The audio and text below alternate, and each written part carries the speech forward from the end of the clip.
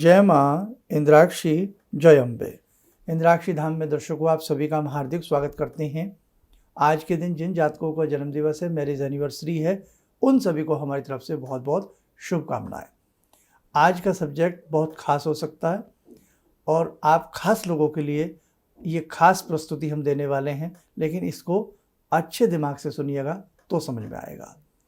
कुछ लोग कई बार टाइटल पढ़ के बहुत लोग चैनल को देखने का प्रयास करते हैं, नए नए लोग जुड़ते हैं, लेकिन मेरी उन सभी नए व्यक्तियों से, नए साधकों से एक प्रार्थना है कि सब्जेक्ट को पूरा गहराई से सुनिएगा, तब आपको समझ में आएगा। सब्जेक्ट है किस स्वरूप की साधना करने से हमें शीघ्र प्रसन्नता मिलती है, शीघ्र हमारे कष्ट दूर होते हैं, शीघ्र हमारे संकट दूर होते हैं। किस स्वरूप की साधना करने से, मतलब कई बार मन में होता है हम सूर्य मंत्र पढ़ें, हम राम जी की साधना करें, हम कृष्ण जी की साधना करें। ऐसी बातें आपके मन में बहुत आती होंगी कि मैं ऐसा कौन सा मंत्र पढ़ूँ, मैं ऐसी कौन से स्वरूप से जुड़ जाऊँ कि मेरे समस्त संकट कष्ट दूर हो जाएं। आज इसका जवाब हम आपको इस अंक में देंगे। आइए पहले आज का पंचांग देखें। 13 सितंबर सन 2023, दिन बुधवार, संवत 2080, भादों का महीना, कृष्ण पक्ष, तिथि आज 14 है, चतुर्दशी जिसे कहते हैं, नक्षत्र मघा, राहु काल 12 से 1:30, दिशा शूल उत्तर और पूर्व दिशा। अब देखिए, हमने नाना भांति से मंत्रों को सिद्ध करने का हम प्रयास करते हैं, अपने संकटों को दूर करने का प्रयास करते हैं। कई बार हम बहुत भगवान कृष्ण की भक्ति बहुत अच्छे से कर रहे होते हैं, लेकिन हमें किसी पंडित जी पे विश्वास हो जाता है, किसी एस्ट्रोलॉजर पे विश्वास हो जाता है, या किसी पे विश्वास हो जाता है और वो कहते हैं कि साहब कृष्ण की भक्ति आप ना करें, आपके ग्रह कहते हैं कि आपको शंकर जी की भक्ति करनी चाहिए। अच्छा साहब, अब आपका मन है, मन मार के आप क्या करते हैं, फिर शंभू की भक्ति करने लगते हैं और धीरे धीरे धीरे धीरे आप भक्ति कर रहे हैं। महीना 2-4 महीने बीते, अचानक कोई आपदा आपके ऊपर आती है, संकट आपके ऊपर आता है। अरे मैं तो जब कृष्ण जी की भक्ति करता था या करती थी तो अच्छा था, अब मैंने ये क्या कर लिया। खैर, फिर 2-4 लोगों से पूछा, अरे नहीं साहब, भगवान शिव भक्ति भोलेनाथ हैं, आप एक काम करिए, शीघ्र फल मिलेगा, आप राम जी की भक्ति करिए। अब आप राम जी की भक्ति करने लगे। फिर किसी दिन शर्मा जी को सुन रहे हैं, शर्मा जी ने कहा भगवती की भक्ति करिए, भगवती की भक्ति करने लगे। खैर, आप कम टू द पॉइंट पे आते हैं। करते करते करते करते हालत ये हो जाती है कि हम किसी की भी भक्ति ढंग से नहीं कर पाते। आज का सब्जेक्ट है कि किस स्वरूप की भक्ति करने से हमारे संकट जल्द कटते हैं, हमारे संकट त्वरित दूर होते हैं। सबके मन में ये लालसा कौन देती है? आंसर है, एक को साध लीजिए।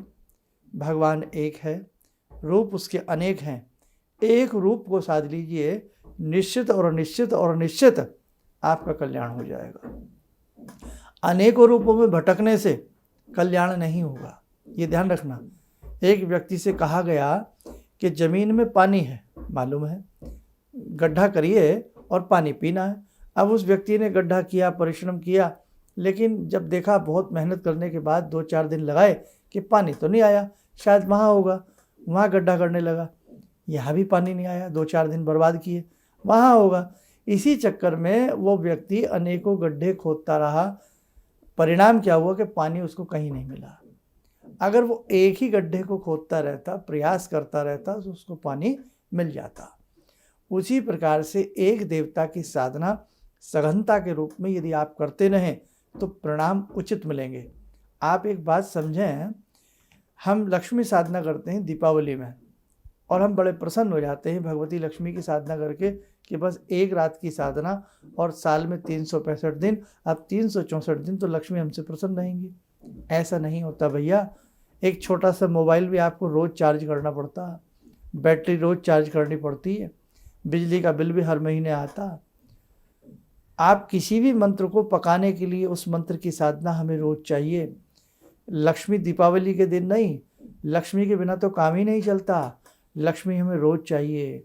बसंत पंचमी में सरस्वती की पूजा करके ये ना समझ ले खेल ख़त्म हो गया। सरस्वती की साधना भी हमें रोज़ चाहिए। ज्ञान की आवश्यकता कब नहीं है, बताइए? हर मोड़ पे ज्ञान की आवश्यकता है, हर मोड़ पे हमें सरस्वती की आवश्यकता है। कहने का भाव, एक साधें सब सदें और सब साधें सब छुटें। मोटी सी भाषा, भगवान एक है, गॉड इज वन। जैसे जगदम्बा अपने अनेकों स्वरूपों में विराजती हैं, दसम महाविद्याओं के रूप में विराजती हैं। शक्तिपीठ देखिए आप, भगवती के हर शक्तिपीठ के रूप में वो विराजती हैं, नव दुर्गाओं के रूप में वो विराजती हैं। अनेकों रूप हैं भगवती के, लेकिन जो साधक जिस स्वरूप को ध्या लेता है और उस स्वरूप को छोड़े ना, ध्याता रहे ध्याता रहे ध्याता रहे, निश्चित मानिए आपको भगवती के साक्षात दर्शन भी होंगे और आपकी समस्त संकट दूर होंगे, आपका कल्याण होगा। किस स्वरूप की साधना करें? आंसर मिलता है कि आप किसी भी एक स्वरूप की साधना करें, लेकिन उस स्वरूप की साधना को छोड़े ना, किसी के भी कहने पर भटके ना, अपने मन में भटकाव ना लाएं, किसी दूसरे साधक को देख करके अपने मन को ना भटकाएं। कई बार ऐसा होता है कि अरे मैं इतने सालों से ये भक्ति कर रहा हूँ और देखो वहाँ लोग इतने सारे जाते हैं आते हैं, वहाँ ये भक्ति करके कल्याण हो रहा है। ये आपकी सोच है, आपका मन आपको भटका रहा है। आप इसका मतलब स्थिर नहीं, अपने मन को स्थिर नहीं कर पा रहे हैं। आप ध्यान रखना, कोई भी स्वरूप न छोटा है, कोई भी स्वरूप आपको सब कुछ देने में सक्षम है। राम जी को पकड़िए, ढंग से भगवान राम को ध्याइएगा। कृष्ण जी की साधक हैं तो ढंग से भगवान कृष्ण वाक्य बिहारी की साधना कीजिए। भगवती की साधना कर रहे हैं तो ढंग से भगवती की साधना कीजिए। और इसके साथ साथ आपने कहीं से गुरु मंत्र लिया है तो गुरु ने जो मंत्र दिया है, जिस स्वरूप का आपको मंत्र दिया है, आप उस स्वरूप को ध्याइए। जैसे हम अपनी बात करते हैं, हम गुरु मंत्र में भगवती का स्वरूप आपको देते हैं ना देते हैं। भगवती गायत्री हैं, भगवती दुर्गा निवारण मंत्र में विराजती हैं, तो भगवती का आपको स्वरूप दिया है तो उस स्वरूप को ध्यान से ध्याइएगा, आपका कल्याण होगा। तो ये दिमाग से निकाल देना। मैंने आज टाइटल जानबूझकर ऐसा लिखा, लेकिन आप बहुत लोग सोच रहे होंगे हाँ रे आज तो पता लग जाएगा साहब, कौन से भगवान हमें जल्दी प्रसाद देते हैं, कौन से भगवान हमें जल्दी धन देते हैं, कौन से भगवान हमें जल्दी फल देते हैं। ऐसा नहीं होता, किसी भी भगवान से फल ले सकते हो, आपकी साधना में दम होना चाहिए। अगर आपकी साधना करने का तरीका अच्छा नहीं, आपकी साधना में दम नहीं, तो आप किसी भी स्वरूप को ध्याइएगा, कल्याण नहीं हो सकता। इसलिए मंत्र लें, अच्छे से मंत्र लें, सोच समझ करके गुरु बनाएं, सोच समझ करके उस साधना के ऊपर चलें। ऐसे नहीं कि किसी को भी हमने देख लिया और हमने गुरु मंत्र ले लिया। मेरी बात को कृपया विद्वान लोग अन्यथा ना लें, लेकिन बात सही है। गुरु भी शिष्य को परखता है। जब गुरु शिष्य को परखता है तो शिष्य का भी फर्ज बनता है कि गुरु की हर चीज़ को देखे, आचरण को, व्यवहार को, हर चीज़ को। अब रही भीड़ की बात, भीड़ तो आप एक डुग डुग डुग डुग वाला आता है, बंदर बंदरिया का नाच दिखाता है, भीड़ तो वहाँ भी लग जाती। भीड़ से कभी भी आप ये मत तोलिए। अगर कोई व्यक्ति इंग्लिश बोल रहा है तो ये मत समझिए विद्वान है, वो एक भाषा है, समझे आप। तो ध्यान रखना कि जब भी हम किसी साधक से जुड़ते हैं, हम गुरु से जुड़ते हैं, तो बस गुरु के जो मंत्र आपको मिल गया, उस मंत्र के प्रति अपनी साधना को इतना अच्छे से प्रगाढ़ बना लीजिए कि आपको अपने आप में चमत्कार, अलौकिक चमत्कार देखने को मिल जाएंगे। तो आज का भाव यह है, आप जिस स्वरूप से भी जुड़ जाइए, वही स्वरूप आपके कष्टों को हरेंगे। भगवान राम से आप जुड़ें तो क्या भगवान राम आपके कष्टों को नहीं हर सकते हैं? भगवान पुरुषोत्तम मर्यादा भगवान राम है ना, रघुकुल रीत सदा चली आई। किस प्रकार से भगवान राम है ना, भाई भरत जी का प्रेम देखिए, लक्ष्मण जी का राम का प्रेम देखिए, कैसे कैसे। तो आप किसी भी स्वरूप को ध्याइए, भगवान कृष्ण को देखिए, कैसे कंस का वध किया और कैसे सभी को खुशियाँ प्राप्त कराई, और कैसे महाभारत के युद्ध में भी भगवान का गीता का जो उपदेश है वो पूरे वर्ल्ड में उसका परचम लहराता है। आप भगवती की देखिए, कैसे ब्रह्मा विष्णु महेश जी के भी संकटों को, कष्टों को समय समय पर भवानी किस प्रकार से इंद्र के कहने पर कितने भगवती ने युद्ध किए, अपने बालकों को सभी को शुभ आशीष प्रदान किया। समय समय पर सारी इस सृष्टि में जो भी उत्पात होते रहे, सभी संकटों का विनाश करके भगवती विराजती हैं। आप किसी भी स्वरूप की बात कर लीजिए, लेकिन बात यह है सभी स्वरूप अच्छे हैं। और एक तो मैं बहुत अच्छी बात बताता हूँ, आपके काम आएगी। आप कल्याण लाइए। कितने कल्याण है हमारे भैया? हमारे हैं 18, पुराण, हाँ कल्याण कह रहे हैं, कल्याण तो 108 है, उपनिषद जो हमारे हैं कल्याण की संख्या भी 108 के आसपास है, उपनिषद भी हमारे इतने ही हैं, वेद 4 हैं, शास्त्र 6 हैं, और हमारे जो पुराण हैं वो 18 पुराण हैं। हो सकता है जल्दीबाजी में कुछ संख्या ऊपर नीचे हो जाती है, उसके लिए क्षमा चाहेंगे। अब हम पुराण की बात कर रहे हैं, आप पुराण लाइए। पुराण कितने? 18 पुराण है। उपपुराण कितने? 18 उपपुराण है। आप किसी भी पुराण को ले आइए, मिसाल के तौर पे आप नारद पुराण लाते हैं, आप शिव पुराण लाते हैं, ठीक है, आप गरुड़ पुराण लाते हैं, किसी भी पुराण को लाते हैं, और उस पुराण में जिस देव सत्ता की आप बात पढ़ रहे हैं, तो आपको ये लगेगा कि शिव पुराण में ये बताया गया है भगवान शिव से बड़ा कोई है ही नहीं। आप रामायण जी की बात करें तो रामायण जी में लगेगा राम जी से बड़ा कोई है ही नहीं। आप गीता पढ़ेंगे तो लगेगा कृष्ण जी से बड़ा कोई है ही नहीं। आपको ऐसा लगेगा तो फिर सोचेंगे कि लोग राम जी की साधना क्यों करते हैं, सोचेंगे शिव जी की साधना क्यों करते हैं। भैया सभी बड़े हैं, छोटा कोई नहीं है। सभी हमारे भगवान जो हैं परम शक्ति से संपन्न हैं, और भगवान है वो भगवान है। भय से समझते हैं क्या होता है? सारी डेफिनेशन भगवान के चारों पायों में, चारों पदों में सारी डेफिनेशन आ जाती है। तो कहने का मतलब क्या है कि किसी भी रूप को ध्याइए, वही रूप बड़ा है। साधक जिस रूप को साधने लगता है उसके लिए वही रूप बड़ा हो जाता है। साधक जिस पुराण को पढ़ता है और जिसकी महिमा उसमें पढ़ रहा है, तो शास्त्रकार ने लिखा है इनसे बड़ा कोई नहीं। क्यों? क्योंकि साधक के मन में ये भेदभाव ना आ जाए कि कृष्ण जी बड़े हैं, राम जी छोटे हैं, राम जी बड़े हैं, हनुमान जी छोटे हैं, किसी के मन में कोई बात ना आ जाए। इसीलिए वेद व्यास जी की कलम में जब उन्होंने बहुत सारी चीज़ें लिखी हैं और बताई हैं, और हमारे समय समय पर ऋषियों ने जो बताया, सभी बड़े हैं। बड़े से मतलब क्या है? सभी पावरफुल हैं, सभी। आपको ये मैं भाषा आप लोगों के लिए बोल रहा हूँ, नहीं तो दार्शनिक जो भाषा होती है, आध्यात्मिक जो भाषा होती है, वो बड़ी अलग चली जाती है। लेकिन मोटे शब्दों में मैं आपसे बात कर रहा हूँ कि कोई भगवान छोटा नहीं है, किसी को छोटा ना समझें, भेदभाव की भावना ना करें। सभी भगवान बड़े हैं, सभी भगवान आपको सब कुछ देने में सक्षम है। गलती हमसे होती है, हम कई बार इनको 5 साल भजते हैं, छोड़ बैठते हैं, फिर 5 साल इनको भजते हैं, छोड़ बैठते हैं। हम एक तरफ हमारा मन ठिकाना नहीं जाता। इसलिए मेरे साधकों, आज के सब्जेक्ट में बस अंत में आता हूँ। अंत यही है आज के सब्जेक्ट में, लास्ट मोमेंट में यही बात निकल करके आती है, जिसको जो ध्या ले वो वहीं से अपनी ज़िंदगी को सुंदर बना सकता है। भगवान शिव को ध्या लीजिए, ज़िंदगी में सत्यम शिवम सुंदरम का रूप निकल करके आ जाएगा। भवानी को ध्या लीजिए, सर्वमंगल मांगल्ये शिवे सर्वार्थ साधिके, शरणाय त्र्यंबके गौरी नारायणी नमस्तुते। आपके जीवन में मंगलता आ जाएगी। भगवान कृष्ण को ध्या लीजिए, कृष्णाय वासुदेवाय हरे परमात्मने प्रणत क्लेश नाशाय गोविंदाय नमो नमः। जिंदगी के सभी क्लेश आपके मिट जाएंगे। राम जी को ध्या लीजिए, राम रामाय नमः। क्या बात है। आप हनुमान जी को ध्या लीजिए, हैं, संकट कटे मिटे सब पीरा, जो सुमरे हनुमत बलबीरा। तो बताइए आप मुझे, कहाँ फ़र्क है? फ़र्क है कि हम भटक रहे हैं। कल भी मैंने एक सब्जेक्ट ऐसा प्रस्तुत किया था आपको, तो ध्यान रखना मेरे बच्चों, मेरे साधकों, आप बस मन में एक लालसा रखिए कि अब मुझे अच्छे से भक्ति करनी है। 10 मिनट करनी है, 25 मिनट करनी है।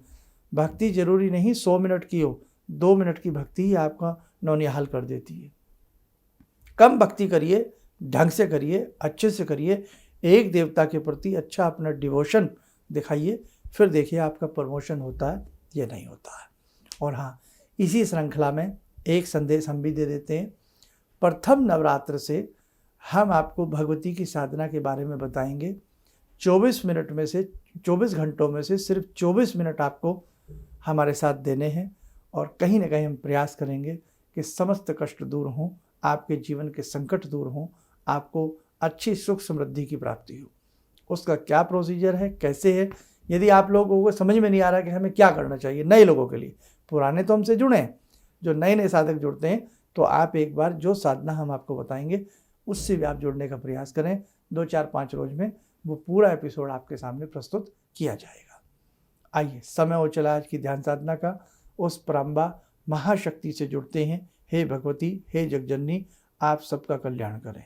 ॐ सिन्दूरारुणविग्रहां त्रिनयनां माणिक्यमौलिस्फुरात् स्तारानायकशेखरं स्मितमुखी वापेन वाक्षोरुवां पाणिभ्यामलपूर्णरत्नचषकां रत्नोत्परां बिभ्रति सौम्यां रत्नघटस्थरक्तचरणां ध्यायेत्पराम् अम्बिकां खड्गं चक्रगदेषु चापपरिगान् शूलम्बुशोण्डिं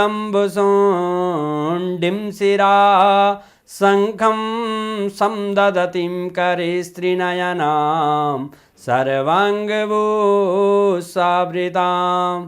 नीलासमद्युतिमास्य पाददशकां सेवे महाकालिकां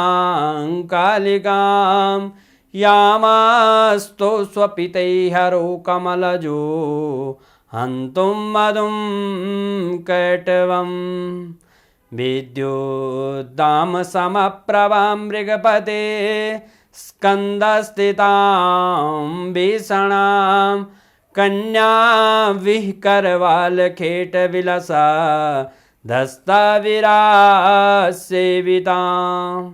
हस्ते चक्रगदाशिखेटविशिखां चापं गुणं तर्जनीं विप्राणामलिलात्मिकां शशिधरां दुर्गां त्रिनेत्रां भजे।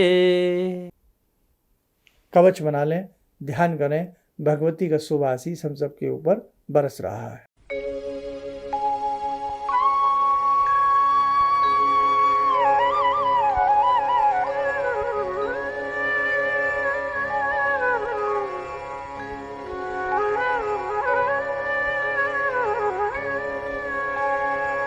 ओम बोलते हुए नेत्र खोलें, सामान्य हो जाएं।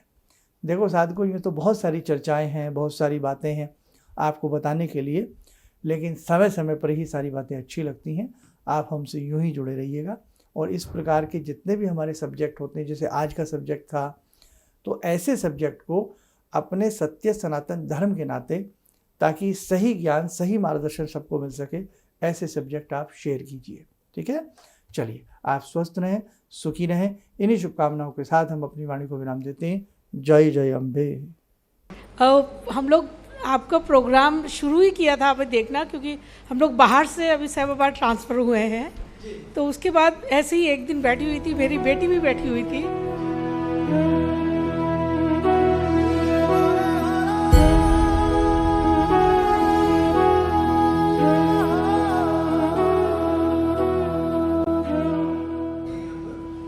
उस टाइम उसके बाद जॉब नहीं थी। थोड़ा टाइम उसने जॉब छोड़ी, मैंने एकदम से बोला उसको कि तुम ये लगाओ फ़ोन, और पहली बार ही में ही उसका आपके साथ फ़ोन लग गया। पहली बार ही उसका फ़ोन लगा और आपने कहा कि उसको बहुत अच्छी नौकरी मिलेगी, और थोड़े दिन बाद ही उसको बहुत अच्छी नौकरी मिल गई और वो बहुत अच्छी नौकरी कर रही है। धन्यवाद बहुत इसके लिए। किसी भी समस्या के समाधान के लिए मिले प्रसिद्ध हस्तरेखा एवं वास्तु विशेषज्ञ प्रोफेसर धर्मेंद्र शर्मा जी से। नोट: शिविर में भाग लेने हेतु एवं व्यक्तिगत रूप से मिलने के लिए कॉल करने का समय सुबह 10 बजे से शाम 6 बजे तक। हमारे विभिन्न ज्ञानवर्धक कार्यक्रम देखने के लिए आप हमें अभी सब्सक्राइब करें, बेल आइकन को प्रेस करें ताकि आप देख सकें हमारा कार्यक्रम सबसे पहले। और अधिक जानकारी के लिए फेसबुक पेज को लाइक करना न भूलें।